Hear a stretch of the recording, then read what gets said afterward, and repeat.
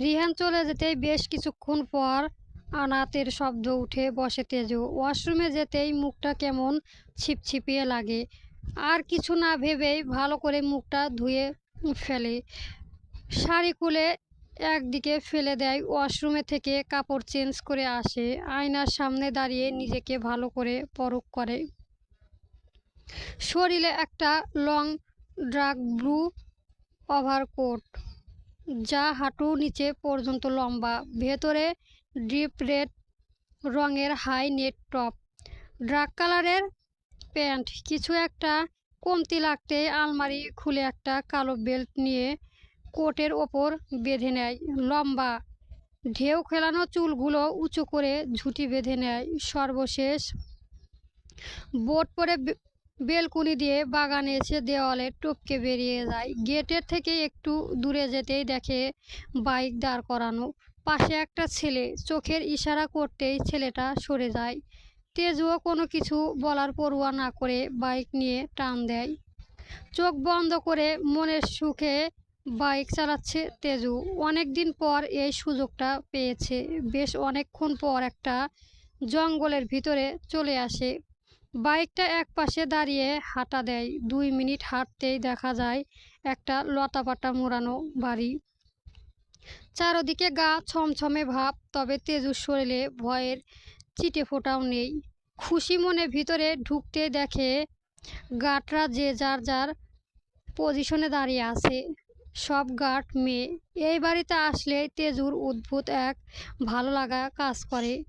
যখন সে ভুল করে 2 বছর আগে এই জায়গায় চলে এসেছিল, ভীষণ ভয় পেয়েছিল। কিন্তু আজ সে জায়গাটা তার প্রতি প্রিয়।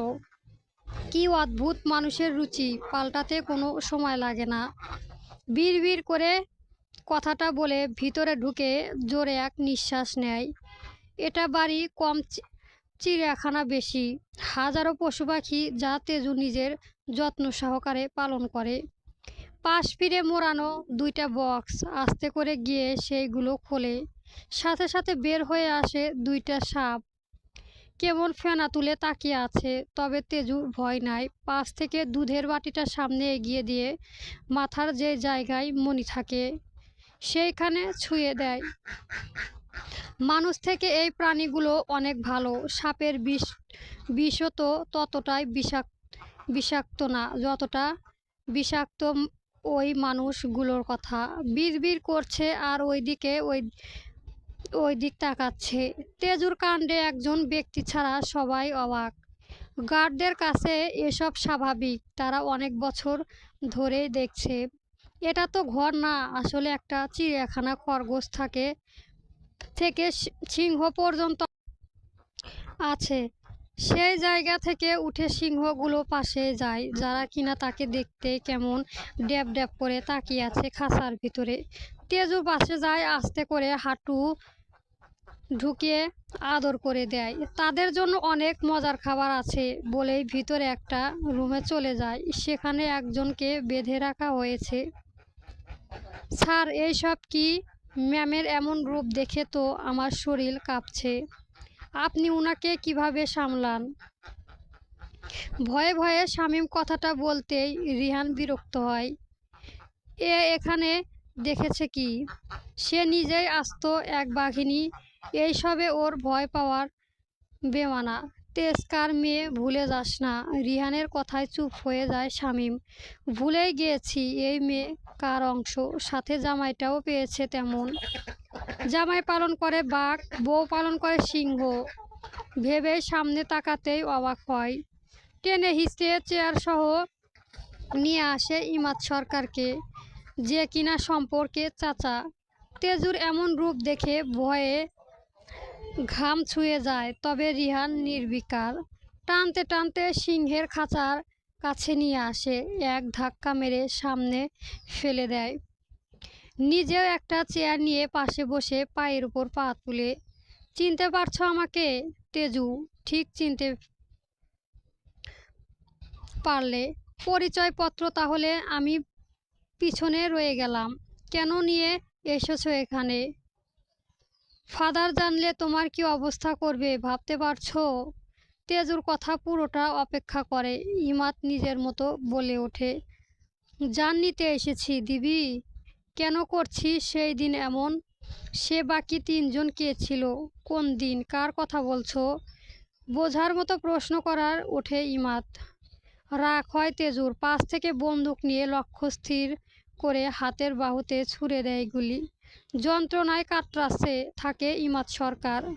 হাত পা বাঁধা থাকায় কিছু করতে পারে না। এমন ছটফটানি দেখে কষ্ট তো দূর, আনন্দ হয় তেজুর। আস্তে ধীরে হেঁটে চলে আসে একটা দেওয়ালের পাশে। ঝুলিয়ে থাকা কাপড়টা সরাতেই একটা যুবকের প্রতিচ্ছবি দেখা যায়, যে কিনা খুব আয়েশ করে। সোফায় বসে আছে, নিচে বড় বড় অক্ষরে লেখা মাফিয়া ডন রিক। আর একটা কাপড় উল্টাতেই দেখে মাই প্লেস, নিচে ছোট করে লেখা রিক। ছবিটা দেখেই ইমাদ বুঝে গেল। নামটা দেখার পর বুঝতে অসুবিধা হয় না এটা কার আস্তানা ছিল। তেজু আস্তে ধীরে পায়ে আসে। সেই রাত 12 বছর আগে, রাত 1986 আগস্ট 6 তারিখ। ঝুম বৃষ্টির মাঝে নিজেকে রক্ষা করার জন্য সেই আত্মচিৎকার। কিছু কি মনে পড়ে? তারিখটাও শুনতেই ইমাদের শরীর অস্বাভাবিকভাবে কাঁপে। তবে কি সেই দিন চলে আসলো? কিন্তু কি করে? সেই ঘটনা তো কাকপক্ষ জানে না। না আর সামলাতে পারবো না। কাঁপতে কাঁপতে চেয়ার সহ উল্টে পড়ে। তেজু তাকায়, তবে ধরে ওঠে না। সেই অবস্থায় জিজ্ঞেস করে, মনে পড়ছে কিছু? না, আমার কিছুই মনে নেই। আমি কিছু জানি না, ছটফট করে জবাব দেয় ইমাদ। তেজু হেসে ওঠে সশব্দে। হাসতে হাসতে চোখ দিয়ে জল গড়িয়ে পড়ে। পর মুহূর্তেই হুঙ্কার দিয়ে বলে, পড়বে, সব মনে পড়বে। সেই ব্যবস্থা করব। তুই মনে করতে করতে তোর ভাইকেও নিয়ে আসিস। দুইজন না হয় একসাথেই মনে রাখবি। কথাটা শেষ করে দুইজনে কাঠকে ডাকে। এর একটা হাত কেটে রকি আর চিকুকে দেবে। ডান হাত কাটবার হাতে টাট্টু আছে, কেটে এখন না সকালে নাস্তা হিসেবে দিবে। আর হ্যাঁ, 3 বেলা খাবারে বদলে 3 বেলা নিয়ম করে ইলেকট্রনিক শর্ট দেবে, যতক্ষণ না সব মনে পড়ছে। কথাটা বলে রকি চিকুকে সিংহ আদর করে বেরিয়ে আসে। বাইরে আসতে দেখে সুইমিং পুলে গড়াগড়ি খাচ্ছে 2টা কুমির। এই 2টা ছাড়া এই বাড়ির সব কিছু তেজুর নিয়ন্ত্রণ করতে পারে। যদি সে 2 বছর আগে এই বাড়ি না আসতো, জানতোই না এত কিছু। যাকে সে এত নিষ্পাপ ভেবেছিল, সে এত নিষ্পাপ ছিল না। তাই বলে তাকে তো কেউ খুন করতে পারবে না। তেজু ভালো করে জানে এটা স্বাভাবিক মৃত্যু ছিল না। হ্যাঁ, মানুষটা খারাপ ছিল, কিন্তু তাকে তো ভালো পথে নিয়ে আসা যেত, যেমনটা সে এখন চেষ্টা করছে। আস্তে ধীরে সুইমিং পুলের কাছে যেতেই অবুঝ প্রাণী 2টা তাকিয়ে থাকে। তেজু জানে এই 2টা কোনোদিনও তার নিয়ন্ত্রণে আসবে না।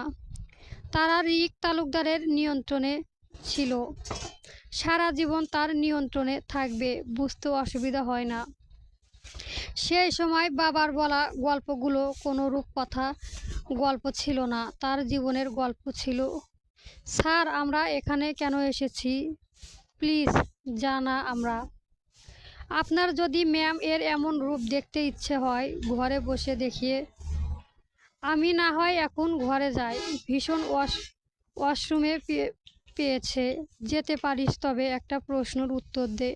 যদি সঠিক উত্তর পারিস তাহলে যেতে পারবি। পারবো স্যার। বলুন। এই পর্যন্ত তেজ মানে তোর ম্যাডাম কয়টা খুন করেছে? সিম্পল, একটাও না। বলে দাঁত বের করে হেসে যেতে নিলেই রিহান রাগী চোখে তাকায়। হাত ধরে আটকে রেখে গাছে থাকে।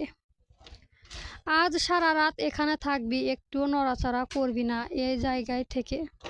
যদি কথা খেলাপ হয়, কালকে রাস্তার ওই 2 টাকার ল্যাম্প পোস্টের সাথে ঝুলিয়ে থাকবি রোদের ভিতর। কালকে সারা দিন সুযোগ ছিল, হারিয়ে ফেললি। No more word. বলেই গটগট করে হেঁটে রিহান চলে যেতে নিলেই আবার ফিরে আসে। শামীমের মুখোমুখি হয়ে এইবার ইমাদকে দেখে। তেজুর দিকে চোখ ফিরিয়ে খুব আফসোসের সাথে বলে, আফসোস আমার বেয়াদব বউটা এখনো কিভাবে মানুষের পেট থেকে কথা বাহির করতে হয় এটা শিখতে পারলাম না। ছি, এইগুলো তো 2 টাকার লজ্জা শরমের স্যাপার। মানুষ শুনলে হাসবে আমাকে নিয়ে। গ্যাংস্টার রিহান তালুকদারের বউ কিনা মানুষের পেট থেকে কথা বের করতে পারে না। রিহান আফসোসের সাথে কথাটা শেষ করে আর দাঁড়ায় না, অসহায় চোখে শামীমের তাকিয়ে থাকে। এই মানুষটাকে আজও সে বুঝতে পারল না। কি সুন্দর, নিজ হেঁটে চলে আসছে। দীর্ঘশ্বাস ফেলে দাঁড়িয়ে থাকে। এইবার সকালের অপেক্ষা। তেজু বাড়ি থেকে বের হয়ে কিছুক্ষণ বাইকে চালাতে দেখে পাশে আর একটা বাইক সামনে সামনে আসে। ভ্রু কুঁচকে তাকাতে চিনতেও অসুবিধা হয় না। এত রাতে এখানে কি করছিস তেজ? সামনে তাকিয়ে খুব সিরিয়াস গলায় প্রশ্ন করে রিহান। তেজু জবাব দিতেই ইচ্ছে করে না, কিন্তু সে ভালো করেই জানে জবাব না দিলে রিহান তালুকদার দ্বিতীয়বার প্রশ্ন করবে না, বরং জেদের বশে এমন কিছু করবে যে অ্যাক্সিডেন্ট নিশ্চিত। নিজেরটা না হলেও তেজুরটা করাবে। দাঁত চেপে উত্তর দেয়, পিকনিক করতে এসেছি। কই, আশেপাশে তো কোনো সঙ্গী দেখছি না। অর্ধেক জীবন নিঃসঙ্গ থাকা মানুষ থেকে হঠাৎ সঙ্গী খুঁজলে পাবো কোথায়? বোকা। রিহান বুঝে যায় মেয়েটা টিকিট কথা তালে তাকে খোঁচা দিচ্ছে। নিজেকে সামলে আবার বলে, তোর কি মন খারাপ? এই যে এত থাপ্পড় খেলি। অবশ্যই নিজের দোষে। আগে সতর্ক করেছিলাম, তেজু কখনো মন খারাপ হয় না। সে নিজেকে সামলাতে জানে, আর এমনিতেও মন খারাপের কোনো কারণ নেই। রিহান অবিশ্বাসের সুরে বলে, এতগুলো থাপ্পড় খেলি তাও মন খারাপ হচ্ছে না? তার ওপর রাতে বাইক চালাচ্ছিস, উঠে দাঁড়ানোর শক্তি বেশ দেখছি। এটা আমার শক্তি না, আমি অভ্যস্ত। নিচু গলায় কথাগুলো বলতে বলতেই দুজন সামনে সামনে বাইক চালিয়ে যায়। কেউ একজন এক নজরে বললে, ওরা কপাল। বাইক হেলমেট দুটো একদম মিনমিন, এক চুল অমিল নেই। ব্যাপারটা তেজু খেয়াল করলেও প্রশ্ন করার ইচ্ছে নেই। তেজুর শেষ কোথায় রিহানের কাছের স্পষ্ট, এসব তার কাছে নতুন না। তবে কি মা? প্রশ্নটা করতে চেয়েও করে না, ভুলে যেতে চায়, ভুলে যাক। তেজুর দিকে তাকিয়ে গর্ব হয় রিহানের। এমনটা তো সে চেয়েছিল। চল রেস করি। Not interest. এই কথাটা শুনতেই রিহানের রাগ তরতর করে উঠে যায়। মনে হয় যে এটা তেজুর ভাষা না, বীরের ভাষা। রাগে চিৎকার করে ওঠে, আই স্টেপ তেজ। হঠাৎ এমন চিৎকারে থমথম খেয়ে যায় তেজু। তাড়াতাড়ি বাইক থামায়, দেখে রিহান আগে থামিয়ে চোখ ছোট ছোট করে তাকিয়ে আছে। কি হয়েছে, রেস করবি? তাও এখন আমার সাথে? আর একদম ওই ঠোঁট দিয়ে আর একজনের বলা বলি উড়াবি না। ঠোঁট একদম গোড়া থেকে কেটে দেব যদি রেস না করিস। হাত আড়াআড়ি করে, চোখ ছোট করে একদম রিহানের ভঙ্গিতে প্রশ্ন করে তেজু। শেষের কথাগুলো বুঝতে পারেনি। কার বুলি উড়াবে সে? না বোঝায় আর প্রশ্ন করো না। রিহান কি বলবে বুঝে উঠতে পারছে না। হঠাৎ নিজের বন্দুক বের করে মাথায় ঠেকায়। যদি না করিস আমি নিজেকে গুলি করব। আমাকে দেন, আমি গুলি করি। আপনার আর কষ্ট করতে হবে না। কয়টা করব বলুন? আমার নিশানার কোনো সন্দেহ নাই, একটা দিয়েই উপরে ওঠাতে পারবো। ভয়ঙ্কর দৃষ্টিতে তাকিয়ে থাকে রিহান। এইটাই কি তার নারী? আফসোসের সাথে বলে, আমি বিলাই, আমাকে মেয়াও। বেয়াদবি বিলাই। বলে দাঁত মুখ খিচিয়ে তেজুর দিকে এগোতে গেলে তেজু থামিয়ে দেয়। আপাতত রাস্তায় কোনো কোপাকুপি সেও চায় না। রেস করব, তবে জিততে একটা প্রশ্ন করব। সত্যি বলতে হবে। কি প্রশ্ন? রেসের পর জানতে পারবি। এই বলে তেজু বাইক স্টার্ট দেয়। রিহানও উঠে বসে, তেজুর দিকে তাকায়। আজ মনে প্রাণে বিশ্বাস করে সঙ্গদোষে লোহা ভাসে। কিছুক্ষণ আগেও বীরের মতো চোখাচোখি করা ছিল, অথচ এখন চুপ। যেটা করতেই পারবে না সেটাতেই অটল থাকতে চাই। পর মুহূর্তেই ঠিক করতে হয়, কাউন্ট আমি করব না আপনি। আজ ইউএস ইয়েস, ওকে আমি করি। এই বলে তেজু কাউন্ট করে। Ready start go. গো বলতেই দুজনে ঝড়ের গতিতে বাইক ছাড়ে। রাতের কারণে কোনো জ্যাম নেই, মাঝে মধ্যে দুই একটা ট্রাক চলে আসে। বাতাস চিরে দুটো বাইক ছুটে আসে। কেউ কারো থেকে কম না, সর্বোচ্চ চেষ্টা করে কাকে হারাতে পারে। চুল লম্বা হওয়ায় হেলমেটের বাইরে চলে আসে ঝুঁটিটা, সেটা বাতাসের জন্য অবাধ্যভাবেই উড়াউড়ি করছে। অনেকক্ষণ পর কাঙ্ক্ষিত জায়গাটার কাছাকাছি পৌঁছতে রিহান তাকায় তেজুর দিকে। তার বেয়াদব বউটা চোখ ছলছল করছে খুশিতে।